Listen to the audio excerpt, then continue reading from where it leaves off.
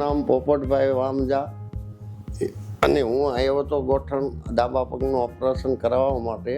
5-6 વર્ષથી મારે દુખાવો હતો, તો અમિત સરને મળ્યા. એને કીધું કે ઓપરેશન કરવું પડશે, તો કર્યું. અને અટાણે હું અંગોઠીવાળી બેસી શકું છું, ચાલી શકું છું, કોઈ જાતની તકલીફ છે જ નહીં. મારું બધું હું કામ કરી શકું. 3 દિવસની અંદર આ બધી કાર્યક્રમ થઈ ગયો છે. ડૉક્ટર સાહેબનો ખૂબ ખૂબ આભાર અને સ્ટાફનો ખૂબ ખૂબ આભાર. સમસ્ત હોસ્પિટલને ધન્યવાદ.